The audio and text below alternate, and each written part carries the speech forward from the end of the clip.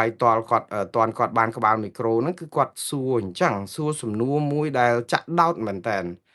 សំណួរនេះគឺគាត់សួរបងប្អូននិយាយទៅគឺសួរក្នុងន័យមួយថារដ្ឋាភិបាលអត់ដឹងអីហង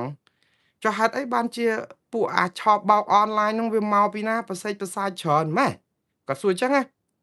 គាត់សួរថាមកប្រជ័យប្រសាយច្រើនម៉េះហើយអត់មានប៉ាសពតទៀតណែរឿងសំខាន់រឿងមកអត់ប៉ាសពតសោះនេះមកតាមណាខ្ញុំអាណិតលោកហ៊ុនសែនខ្លោចចិត្តខ្ញុំនិយាយត្រង់ព្រោះយើងដឹងហើយថ្នាក់ដឹកនាំពេលដែលកាន់តំណែងខ្ពស់ពេកជួនកាលគេហៅភាសាអង់គ្លេសគេហៅ the sky the limit វាមានរឿងអញ្ចឹងដែលខ្ញុំថ្ងៃនេះផ្អែមបន្លែជាមួយបងប្អូនបន្តិចចុះមានរឿងច្រើនដែលត្រូវជជែកគ្នាសូមអធិស្ឋានហើយសូមប្រឹងប្រែងស្មឹងស្មាតជាមួយគ្នាទ្រាំយកផ្អែមបន្លែហ្នឹងចុះព្រោះខ្ញុំអត់មានពេលខខខ្លីដើម្បីខ្ញុំអត់មានពេលដើម្បីធ្វើឲ្យកម្មវិធីនេះវាខ្លីជាងហ្នឹងឯង The sky the limit នេះចង់សំដៅថាយើងធ្វើអីក៏ដោយនៅពេលដែលយើងទៅកាន់តែខ្ពស់យើងកាន់តែបាត់ទំនាក់ទំនងជាមួយនឹងអ្នកជាន់ក្រោមណាហើយយើងកាន់តែឯកោយើងកាន់តែបាត់ព័ត៌មានយើងកាន់តែលែងមានភាពស្និទ្ធស្នាលជាមួយមន្ត្រីថ្នាក់ក្រោមរឿង The Sky the Limit នេះបើបងប្អូនមានពេលសូមទៅជាវទៅចេះអានភាសាអង់គ្លេសទៅមើលសៀវភៅចំណងជើងគេ The Sky the Limit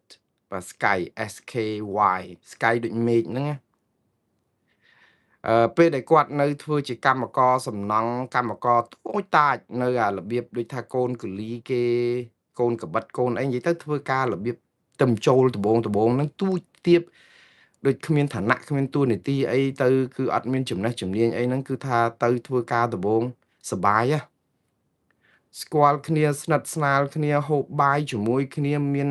សាច់ជ្រូកម្ដុំចឹងប្រហុកម្ដុំប្រហុកកប់ឬក៏ស្អីចឹងកាយដាក់ប្រមូលចូលគ្នាទៅអ្នកនេះមានអីអ្នកនោះមានអីចែកគ្នាហូបមួយម៉ាត់មួយកសប្បាយក្អាកក្អាយឆ្ងាញ់ពិសាតែម្ដងគឺគ្មានមើលបំណាំគ្នាអ្នកណាមានអីអ្នកណាច្រើនអីអ្នកណាទាស់អីគឺថាសហការគ្នាស្រឡាញ់គ្នាជួយមើលការខុសត្រូវគ្នាដូចបងប្អូនដូចក្រុមគ្រួសារចឹងធ្វើការសប្បាយហ៎នៅពេលដែលយើងអត់ទាន់មានទួនាទីអីទាំងអស់ព្រោះជាកម្មករគេអញ្ចឹងស្រឡាញ់គ្នាមើលដូចថាមើលការខុសត្រូវគ្នាទៅវិញទៅមកជួយគ្នាមានអីមានចំណីមួយម៉ាត់ក៏មិនដែលរំលងគ្នាដែរនឹងនិយាយពីរឿងកាលនៅតូចដល់តែពេលធ្វើការយូរបន្តិចគាត់ឡើងធំបន្តិចបានទៅជាមេការមើលការខុសត្រូវហ្នឹងមិនមែនមេការធំអីមើលមកក្រុមហ៊ុនទេគឺមួយអាគារហ្នឹងឯងគឺមើលតែគេឲ្យធ្វើជាមេក្រុមមិនមេការទេគឺយើងគ្នា10នាក់អញ្ចឹងយើងមើលក្រុមយើងអញ្ចឹងទៅចាប់ផ្ដើមខ្លាយជាមេក្រុមចាប់ផ្ដើមមានគំនិតរៀងឯកោបន្តិចហើយព្រោះអីកាលនៅដូចគ្នាទូចអត់សូវស្ដីគ្នាសត្ថាអីគ្នាចេះជួយគ្នាបាយមួយម៉ាត់មួយកចេះហូបដល់ពេលខ្លាយទៅជាមេក្រុម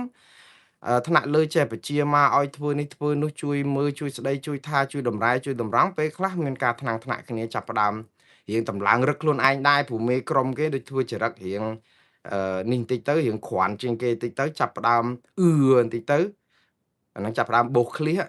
កខ្មែរយើងថាបោសឃ្លៀកហ្នឹងគឺចេះដើរចេះគឺដូចថាមានតែអញទៀតណាដល់ចឹងទៅចាប់ផ្ដើមអាការហូបចុកជាមួយគ្នាហ្នឹងលែងស្និទ្ធស្នាលដូចមុនហើយអ្នកដែលតូចតាចហ្នឹងក្រុមនិយាយទៅអ្នកដែលកម្មកររីរងគេនៅតែសបាយជុំគ្នាដដែលហើយតែមេការដែរមេក្រុមហ្នឹងចាប់ផ្ដើមរៀងឆ្ងាយគេបន្តិច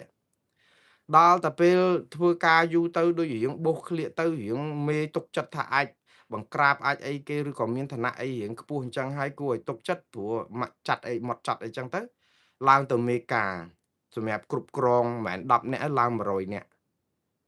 ចឹងការងារហ្នឹងកាន់តែឡើងខ្ពស់ទៅយូរអាចន់ក្រោមលែងឲ្យនៅហើយព្រោះគេឡើងកម្មទៅជានាយនេះនាយនោះចឹងឡើងកម្មទី2ពេលដែលឡើងយើងដឹងហើយកាលនៅក្រោមនេះមានគ្នាប្រហែល500នាក់គឺសប្បាយមែនតើដល់ពេលជាមេក្រុមចាប់ផ្ដើមឯកោដល់ពេលឡើងទៅមកកម្មអស់ហើយចាប់ផ្ដើមនៅសល់តិច100នាក់ហើយទៅឡើងខ្ពស់ទៅដល់ជាន់ទី25ឡើងធ្វើជា CEO ជាមេដូចជានាយករដ្ឋមន្ត្រីអញ្ចឹងដូចលោកហ៊ុនសែនសប្ងៃអញ្ចឹងណាប៉ុន្តែត្រូវចាំថារាល់កម្មហ្នឹងគឺចាប់ផ្ដើមឯកោរហូតខ្លួនឯងហ្នឹងគឺ អត់អាចបាយជុំគ្នាអត់អាចធ្វើអីឬក៏និយាយទៅលែងស្និទ្ធស្នាលលែងសប្បាយលែងស្គាល់អាប្រហុកខ្ទិះឬក៏កសាំងដៃប្រឡាក់សិតតែដីស៊ីម៉ង់តមកអង្គុយសើចក្អាកក្អាយនឹងសប្បាយជាមួយគ្នាអីហ្នឹងលែងមានទាំងអស់ព្រោះអីគេនៅម៉ាស៊ីនត្រជាក់គេមាន hamburger គេចង់ហ្វីលេលុកឡាក់អីក៏បានដែរប៉ុន្តែអាលុកឡាក់អាហ្វីលេអីហ្នឹងឡើងកាន់តែខ្ពស់រសជាតិកាន់តែល្វីងកាន់តែខ្សោះកាន់តែវាអត់ជាតិណាព្រោះហូបតែម្នាក់ឯងឯកោទៅទៅដល់លើមែនតើលែងមានមនុស្សដែលអាចនិយាយគ្នាបានព្រោះយើងវាមើលម៉ាត់យើងវាស្អីចឹងទៅយើងចេះតែសកត់គេយើងចេះតែច្អល់គេយើងចេះតែដកអ្នកនេះដកអ្នកនោះដាច់ផឹងលែងមានអ្នកណារាប់អានចុងក្រោយលោតស្លាប់ខ្លួនបាត់ដោយសារតែកំសត់ពេកនេះខ្ញុំនិយាយពីរឿងផ្សេងតែអត់តាក់ទងនឹងលោកហ៊ុនសែននេះគាត់ថាពេលនេះលោកហ៊ុនសែនកំពុងតែបានទួនាទីខ្ពស់កប់ពពកអញ្ចឹងដែរលោកមិនទៅលោតស្លាប់ខ្លួនទេប៉ុន្តែរឿងដែលសំខាន់នេះវាហាក់បីដូចជាគាត់អត់បានដឹងអាខាងក្រោមហ្នឹងគេធ្វើអីទៅវិញទៅដល់ថ្នាក់លើខ្ពស់គាត់ចាប់ផ្ដើមមើលទៅថាចុះថ្នាក់ក្រោមគេធ្វើអីហើយដល់ពេលហើយក្នុងនាមជាប្រមុខដឹកនាំប្រទេសគាត់សួរសំណួរមួយថាឆ្ងល់មែនតើតើពួកដែលឆោបបោកអនឡាញដែលជាជនបរទេសមកប្រសាច់ពេញស្រុកខ្មែរហ្នឹងចូលតាមច្រកណាហើយមកដោយរបៀបណាព្រោះអត់ប៉ាសពតទៅទៀតបងប្អូនខ្ញុំព្រឺសបល់ណាគាត់និយាយរឿងពេលដែលលោកហ៊ុនសែនសួរអញ្ចឹងខ្ញុំនិយាយឲ្យស្មោះខ្ញុំព្រឺសបល់ហេតុអីបានជាខ្ញុំព្រឺសបល់ខ្ញុំមានរឿងពីរដែលខ្ញុំនិយាយប្រាប់បងប្អូនក្រៅពី The Sky the Limit ហ្នឹងដើម្បីឲ្យបងប្អូនយល់ជាកតិហើយខ្ញុំថាលោកហ៊ុនសែនជួនកាលសម្ដែងពីភាពស្មោះត្រង់របស់គាត់មួយដែរថាអ្នកខាងក្រោមក្បត់គាត់ណាមន្ត្រីគាត់ក្បត់គាត់វាអាចជាការពិតមួយក្នុងជ្រុងមួយគាត់ចង់និយាយថាមន្ត្រីហ្នឹងគឺក្បត់មេអត់អនុវត្តតាមអ្វីដែលមេចង់បានទេគឺរាយការណ៍យកតែបងរួចទៅម៉ាយកតែសងទម្លាក់កំហុសមកលើថ្នាក់លើអាថ្នាក់ក្រោមស៊ីបែកពោះហើយឥឡូវដល់ពេលរឿងតាក់តងនឹងរឿងនេះគឺទៅជាបន្ទោសថ្នាក់ដឹកនាំខ្ញុំមានរឿងពីរដែលខ្ញុំចង់ពន្យល់តែខ្ញុំថាអាណិតលោកហ៊ុនសែនហើយក្នុងពេលជាមួយគ្នាហ្នឹងក៏ឆ្ងល់អំពីភាពដឹកនាំរបស់គាត់ដែរខ្ញុំព្រឺសបល់ដោយសារអញ្ចេះឧទាហរណ៍ថាយើងជាម្ចាស់ទ្រព្យមានបើកហាងមួយចោះថាលក់គ្រឿងអលង្ការហើយដើម្បីការពារសន្តិសុខហាងយើងណាហាងគ្រឿងអលង្ការយើងនេះយើងទៅជួលក្រុមហ៊ុនសន្តិសុខ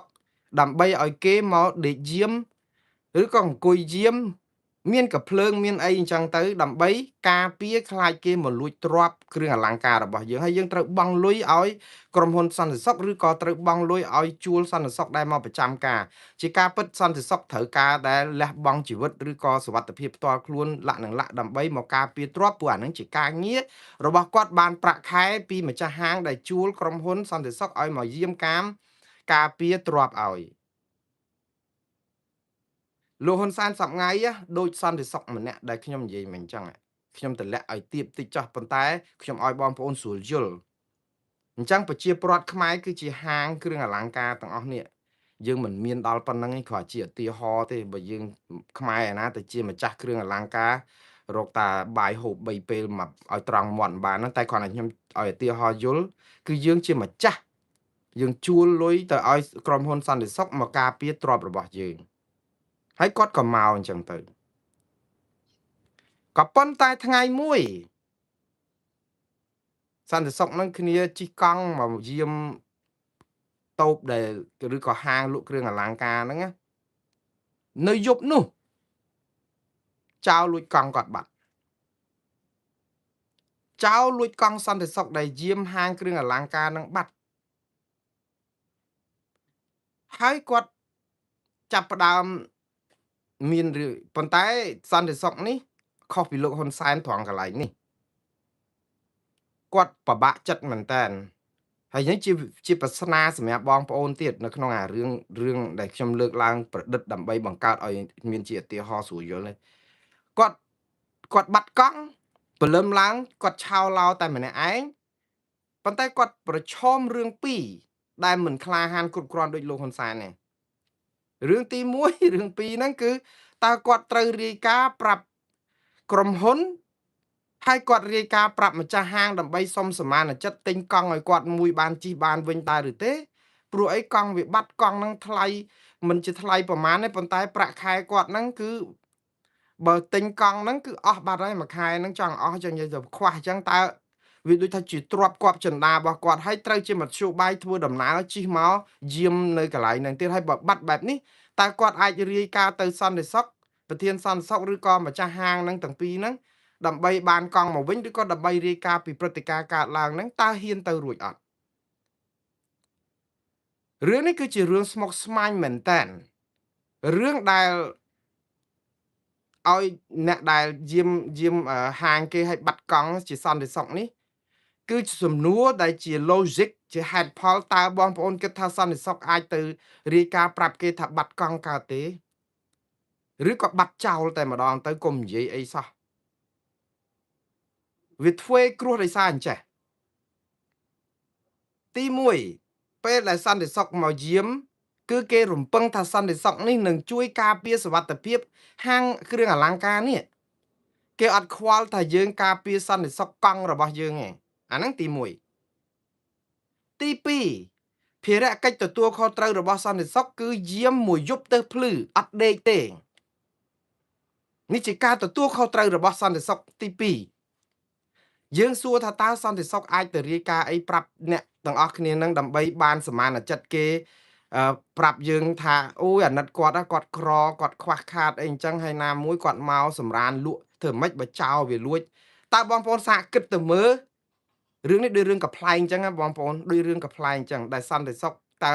គួរប្រាប់គេឬក៏មិនគួរប្រាប់គេរឿងបើសិនជាសន្តិសុខនេះទៅប្រាប់មេអាចមេដេញចោលបើប្រាប់ទៅម្ចាស់ហាងដើម្បីសុំឲ្យជួយលុយដើម្បីបានកង់ជិះវិញអាចម្ចាស់ហាងក៏គេលែងជួលឲ្យមកទៀតដែរព្រោះអីមកដេកលក់ហើយទៅអត់មើលកង់ខ្លួនឯងអានឹងធ្វើគ្រោះណាស់អញ្ចឹងនៅក្នុងសាច់រឿងកំ pl ែងនេះគឺគេធ្វើសមត្ថកម្មថាសន្តិសុខហ្នឹងមករាយការណ៍ប្រាប់ម្ចាស់ហាងសុំអង្វរប្រាប់ថាឲ្យជួយគាត់ផងគឺជួយទិញកង់ឲ្យគាត់ផងគាត់យប់មិញមកយាមគ្រឿងអលង្ការចោលលួចកង់បាត់ទៅហើយគាត់សង្ឃឹមថាម្ចាស់ហាងនឹងសន្តោសប្រោះប្រណីជារឿងកំ pl ែងទេបងប្អូនឃើញទេនៅពេលដែលយើងមកយាមហាងគ្រឿងអលង្ការឲ្យគេជិះកង់មកអាគេមិនឲ្យដេកសោះយើងដេកលក់មកយប់ទៅភ្លឺរួចទៅដល់ពេលឲ្យបាត់កង់ខ្លួនឯងទៀតហើយយើងទៅយាមគ្រឿងអលង្ការគេយ៉ាងម៉េចដែលគេជួលយើងឲ្យមកយាមគ្រឿងអលង្ការហើយកង់ខ្លួនឯងនឹងយើងយាមការពារអត់បានហើយស្រាប់តែភ្ញាក់ឡើងយើងចោទសួរគេថាអាណាលួចកង់ឆ្ងល់មែនតើអាណាហ៊ានលួចកង់តែយើងដេកលក់បាត់ហើយហ្នឹងទី1ទី2យើងអត់ទទួលខុសត្រូវចំពោះភារកិច្ចនៅក្នុងការយាមឃ្លាំងគ្រឿងអលង្ការគេផងដូច្នេះរឿងនេះណាគេចាត់ទុកថាជារឿងកំ pl ែងនៅពេលដែលកងសន្តិសុខហ្នឹងទៅប្រាប់ម្ចាស់ហាងសុំថាឲ្យជួយទិញកង់ឲ្យគាត់វិញទីបំផុតក្រុមហ៊ុនក៏គេលែងទុកចិត្តសន្តិសុខក៏ត្រូវគេបណ្ដេញឈប់អាកង់ក៏អត់បានហើយខ្លាយទៅជាប្រធានបទជជែកគ្នាអញ្ចឹងនៅក្នុងកំហុសឆ្គងរបស់សន្តិសុខនៅក្នុងទីនេះគឺគាត់ខុសអីបងប្អូនទី1គឺគាត់ខុសអំពីការធ្វេសប្រហែសមិនទទួលខុសត្រូវពេលគេឲ្យមកយាមយើងដេកទី2គឺយើងបាត់បង់សេចក្តីទុកចិត្តជំនឿរបស់ម្ចាស់ហាងដែលឲ្យយើងមកយាមការពារទ្រព្យគេទ្រព្យខ្លួនឯងកង់មួយយើងការពារអត់បានផងតើយើងទៅការពារគ្រឿងអលង្ការគេពេញហាងយ៉ាងដូចម្ដេចទៅអាហ្នឹងកំហុសរបស់គាត់ជារបៀបបច្ចេកទេសកំហុសធំជាងគេគឺសន្តិសុខហ្នឹងទៅប្រាប់គេថាបាត់កង់តាមពិតបើជាសន្តិសុខហ្នឹងរឿងហ្នឹងវាចប់បាត់ទៅហើយដេកក៏ដេកអីមិនអីក៏ហីទៅព្រោះអត់មាននរណាចូលមកលួចគ្រឿងអលង្ការយប់ហ្នឹងទេបាត់តែកង់ហ្នឹងនាំគ្នាកើតទុកទៅហើយទៅលួចទិញកង់អីណាផ្សេងទៀតទៅហើយមកយាមធម្មតាអាចបានការងារនឹងវិញទៀតឥឡូវវិលមករឿងករណីលោកហ៊ុនសែនវិញលោកហ៊ុនសែនខុសពីសន្តិសុខនេះគឺក៏អត់ខ្លាចសោះនៅក្នុងការដែលមកនិយាយប្រាប់ថាអាណាលួចកង់ឆ្ងល់មែនតើអាណាលួចកង់ឥឡូវនេះចូលដល់រឿងហ្នឹងគាត់សួរថាតើឆ្ងល់ដែរហេតុអីបានជាពួកឆបោកអនឡាញចូលមកដោយសមោចតាមច្រកណា ហើយមាន passport អត់មាន passport ទៅទៀតអត់មាន passport ទេចូលមកបានរាប់សែននាក់បងប្អូនមិនមែនតិចទេណារាប់ម៉ឺនរាប់សែននាក់ដែលជាជនរងគ្រោះខ្ញុំមិនចាត់ទុកថាអ្នកទាំងអស់នឹងសែននាក់ឯប៉ុន្តែលោកហ៊ុនសែនថាច្រើនតែអង្គការសហជីវជាតិនិងសហស្ថាប័នផ្សេងៗគេរកឃើញថាជនរងគ្រោះនៃអំពើឆបោកអនឡាញដែលជាជនបរទេសភាគច្រើនចូលក្នុងប្រទេសកម្ពុជាហើយភាគច្រើនជាជនជាតិចិនណាគឺមានដល់ទៅ120,000នាក់គេមិនថាអ្នកទាំងអស់នោះសុទ្ធតែមកអត់មានប៉ាសពតឯងខ្ញុំមិនជឿថាអ្នកទាំងអស់នោះអត់មានប៉ាសពតទាំងអស់វាអាចមានដែរចំនួនប្រហែលជាប្រមាណភាគរយហើយក៏មិនច្រើនភាគរយដែរព្រោះបើមកភ្លុកទឹកភ្លុកដីអត់ប៉ាសពតទាំងអស់ក៏មិនអាចមកបានទាំងអស់ដែរវាអាចមានប៉ាសពតឬក៏ការប្រឡំអីវាមាន5% 10%អីតែប៉ុណ្្នឹងតែលោកហ៊ុនសែនក៏គិតថាច្រើនមែនតើមកតាមផ្លូវណាខ្ញុំដកស្រង់ប្រសាសន៍របស់គាត់ដើម្បីឲ្យបងប្អូនយល់ហើយខ្ញុំនឹងពន្យល់រឿងនេះទាំងអស់គ្នារឿងនេះគឺជារឿងមួយដែលយើងចាប់ផ្ដើមមើលឃើញអំពីរបៀបដឹកនាំរដ្ឋណាព្រោះលោកហ៊ុនសែនជាមនុស្សហើយពាក្យនេះគឺជាការពំតណោតគឺកំបិតចិត្តដងឯងណាព្រោះលោកហ៊ុនសែនធ្លាប់គំរាមកំហែងមនុស្សទាំងអស់គ្នានៅក្នុងប្រទេសកម្ពុជាថាគាត់ណាអ្នកណាធ្វើអីក៏គាត់ដឹងដែរនេះអារឿងអ្នកណាធ្វើអីទៅគាត់ដឹងចឹងបាទខ្ញុំបានប្រាប់បងប្អូនច្រើនលើកច្រើនគ្រាហើយកុំចាញ់បោកមេដឹកនាំកម្ពុជានិយាយពីរឿងពេលដែលយើងឆ្លើយឆ្លងគ្នាតាម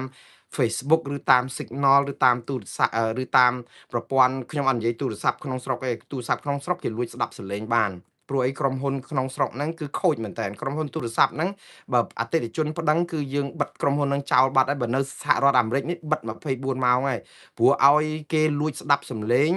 ហើយយកសំឡេងហ្នឹងយកទៅចាក់ផ្សាយដោយលោកហ៊ុនសែនអីយកអាសំឡេងអាសីហាហ្នឹងចាក់ផ្សាយបើគេរករឿងក្រុមហ៊ុនហ្នឹងគេបិទក្រុមហ៊ុនហ្នឹងចោលបាត់អស់ហើយប៉ុន្តែស្រុកខ្មែរគេធ្វើអីក្បាលវ៉ាល់អីគេចង់បំផ្លាញអ្នកណា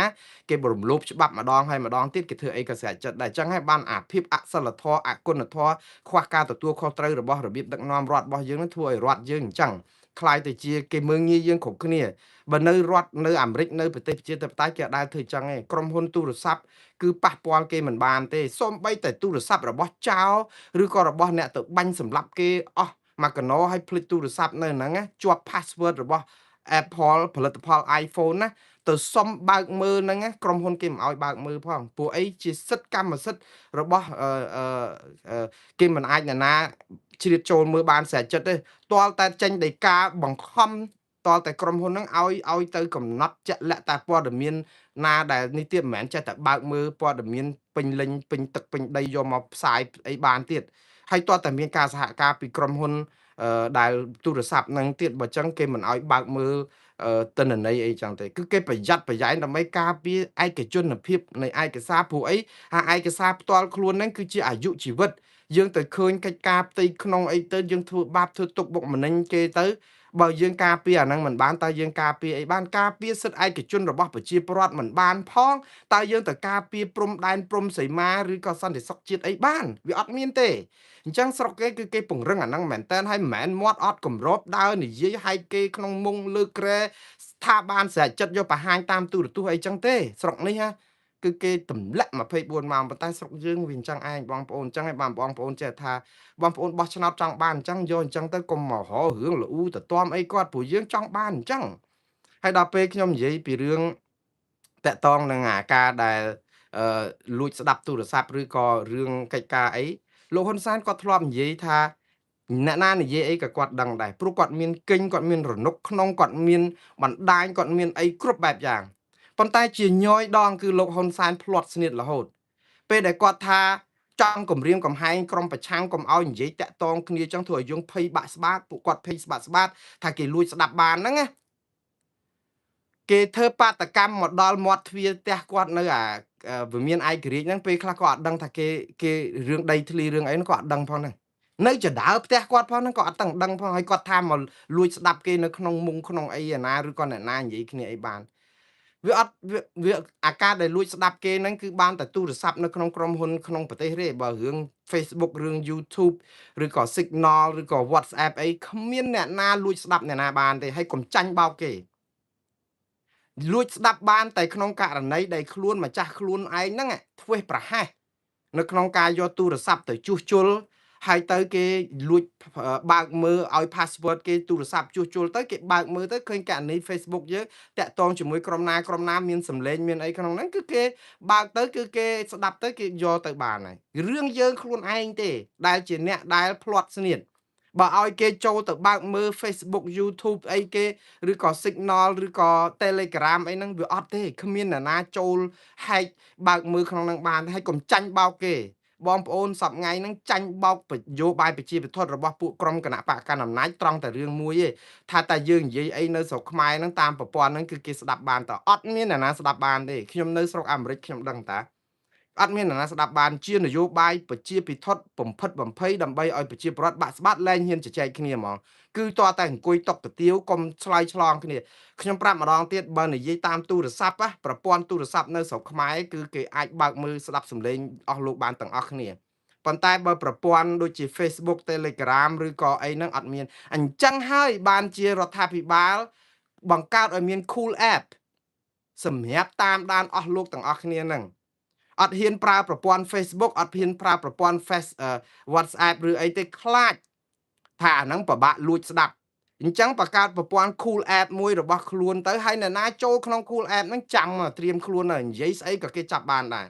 អាហ្នឹងជាល្បិចរបស់រដ្ឋាភិបាលនៅក្នុងការទាញអ្នកឯងឲ្យចូលនៅក្នុងសងដែលគេចាប់អ្នកឯងបានតើហើយគាត់ថាអាហ្នឹងជាផលិតផលរបស់ខ្មែរជាអីដើម្បីលើកកម្ពស់អត់មានការងារសម្ងាត់អីទេការងារជាតិការងារជជែកគ្នាតែយើងចង់ធ្វើឲ្យទាញមនុស្សចេញពីក្រុម Facebook ពី Zoom ពីស្អីកាលមុនមាន Skype មានអីហ្នឹងគ្មានអ្នកណាលួចចូលប្រព័ន្ធដ៏តឹងរឹងរបស់អាមេរិកទាំងអស់នេះបានទេតែដោយសារតែយើងមានអ្នកបង្កប់សម័យខ្លួនឯងហ្នឹងគឺជាអ្នកដែលភ្លាត់ស្នៀតបាត់អា password ឬក៏អីប៉ុន្តែបើគេលួច password ហ្នឹងក៏ពិបាកទៀតអញ្ចឹងហើយបានជាបងប្អូនត្រូវតែកំណត់អាលេខសម្ងាត់អីហ្នឹងឲ្យមានពីកម្រិតពីជាន់អីទៅកុំឲ្យងាយពេកហើយកុំឲ្យដាក់អាលេខសម្ងាត់ហ្នឹងស្រួលគេរកឃើញអីចឹងទៅអ្នកខ្លះគេចិត្តថាប្រឹងលួចអីចឹងហើយព្យាយាមលុបសាររបស់យើងឲ្យបានកំណត់លុបឧទាហរណ៍បើយើងសន្ទនាគ្នាតាមប្រព័ន្ធ Signal តាមប្រព័ន្ធ WhatsApp តាមប្រព័ន្ធអីដែលមានសម្លេងដើម្បីមានអីឆ្លើយឆ្លងគ្នាហ្នឹងយើងដាក់ថាមួយថ្ងៃឲ្យវាលុបចោលដោយស្វ័យប្រវត្តិទៅដើម្បីការពារខ្លួនឯងតែចង់និយាយថាអាហ្នឹងការពារនៅក្នុងករណីដែលយើងបាត់លេខកូដសម្ងាត់ឬក៏យកទូរស័ព្ទទៅឲ្យគេជួសជុលឬជ្រុះទូរស័ព្ទបាត់ហើយស្រាប់តែគេបើកទូរស័ព្ទយើងបានដោយគេចេះវិធីបើកលេខកូដអីណាអាហ្នឹងវាអាចភ្លាត់ស្នៀតតែក្នុងន័យហ្នឹងឯងប៉ុន្តែបើគេជ្រៀតចូលលួចស្ដាប់យើងអីអត់មានទេលើកមុនហ្នឹងឮសូរលោកហ៊ុនសែនលួចស្ដាប់ការសន្ទនាគ្នាជាមួយលោកឡុងរីលោកអីមិនមែនជាការលួចស្ដាប់ពីចម្ងាយស្រុកខ្មែរមកស្ដាប់បានទេដោយសារមានមនុស្សនៅក្នុងគណៈបកប្រឆាំងហ្នឹងមានកណនីកំពុងបើក Zoom ឬក៏បើកការសន្ទនាគ្នាហ្នឹងគឺយើងចុចទូរស័ព្ទហ្នឹងតទៅលោកហ៊ុនសែនឲ្យលួចស្ដាប់បានបើគាត់លួចស្ដាប់នៅក្នុងនេះហ្មងគឺអត់មានស្ដាប់បានទេកុំចាញ់បោកគេអត់មានប្រព័ន្ធស្ដាប់បានទេអញ្ចឹងហើយបានវិលមកវិញនៅពេលដែលគាត់និយាយថាគាត់ដឹងរឿងអីទាំងអស់ជាការបំភ័យទេវាអត់មានហ្នឹងចម្រងទៀតណាប្រព័ន្ធទូរស័ព្ទស្រុកខ្មែរទាំងអស់កុំបថុយអ្នកឯងនឹងចូលសងគេឲ្យទៅតាមទូរស័ព្ទចល័តហ្នឹងប៉ុន្តែតាមប្រព័ន្ធ Signal ឬ Signal ជាទូទៅគឺជាប្រព័ន្ធដ៏មានសុវត្ថិភាពបំផុតដែលអាចតាក់ទងគ្នា Facebook ក៏តែអញ្ចឹងដែរដូចខ្ញុំនិយាយចឹងថាយើងភ្លាត់ស្នៀតដោយសារតែយើង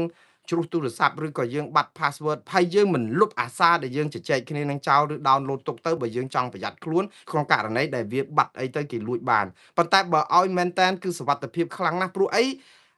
អាទាំងអស់ហ្នឹងនៅក្នុងក្រុមហ៊ុនរបស់ Facebook ក្រុមហ៊ុន Telegram ក្រុមហ៊ុន Signal អីហ្នឹងគឺគេសរសេរកូដមួយគេហៅ encryptedពាក្យថា encrypted ហ្នឹងគឺអត់មានអ្នកណាក្រៅពីម្ចាស់ខ្លួនអាចបើកមើលសារយើងបានទេអ្នកផ្សេងអាចជ្រៀតចូលស្ដាប់សារយើងបានក៏មិនមើលឃើញជាសារសរសេរអក្សរចឹងដែរវាជា